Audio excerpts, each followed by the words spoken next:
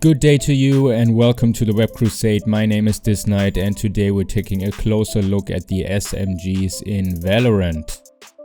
In this video I will guide you through some overall weapon stats, damage per distance, armor type and body part, time to kill per distance, armor type and body part, and shots to kill per distance, armor type and body part. Enjoy!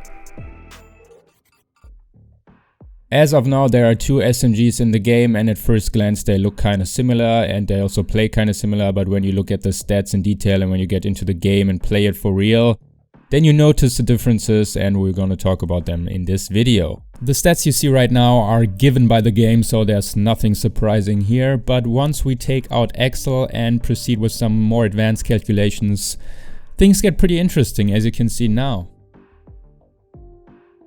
The time till reload is the time you can shoot with the max fire rate before you have to reload.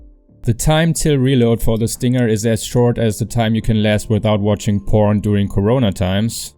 The numbers in the brackets are for the secondary fire mode, by the way. The weapon switch time is the time it takes to switch from the knife to the gun and shoot the first bullet. For the SMGs, this number is exactly the same. The reload time is the time it takes until your magazine is full again. As you can see, I zoomed in here a bit to show you when the number changes.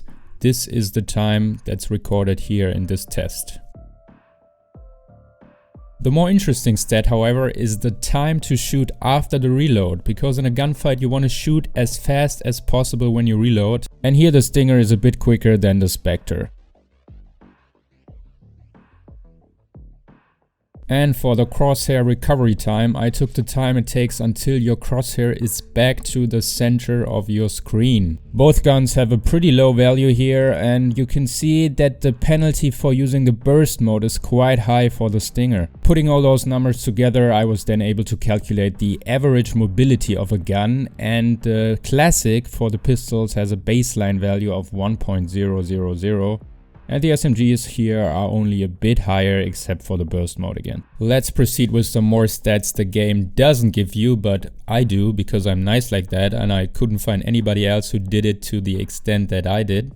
The average damage and the average time to kill, also known as TTK, were both calculated across all distances, across all armor types and across all body parts. The Stinger has the lowest TTK for the SMGs. And this is also the case when we split the TTK into different ranges, 0 to 15 meters, 16 to 30 meter and 31 to 50 meter.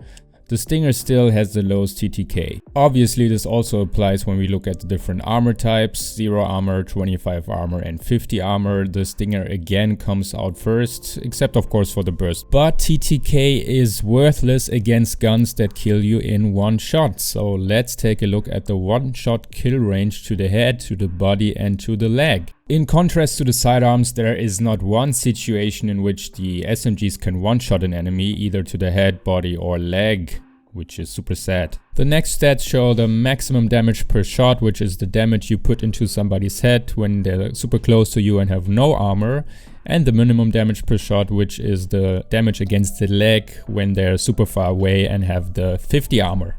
And finally I calculated the average damage in percent of the price, and you can see here that the Stinger comes out a bit on top, but both values are not comparable to the sidearms at all, which were around 10%. And now let's look at some graphs for the damage per distance.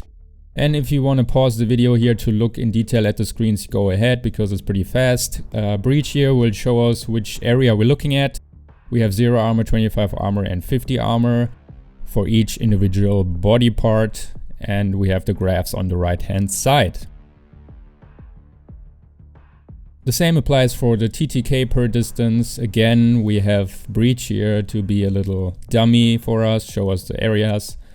And again, we have 0 armor, 25 armor and 50 armor and the graphs on the right hand side.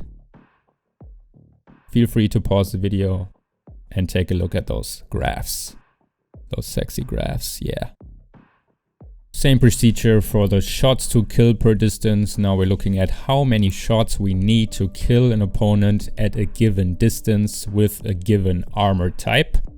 which is pretty useful information, and if you memorize those things, they can be a real game changer. But not that I have, so don't feel any pressure. Either way, that's it for this video. I hope you enjoyed the content and found it useful. If you liked it, please leave a like. If you didn't like it, please leave a dislike. Feel free to check out the guides for the other weapon types and consider subscribing if you don't want to miss out on more content from yours truly. Thanks for being part of the Web Crusade today. My name is DissKnight and the world is yours to diss.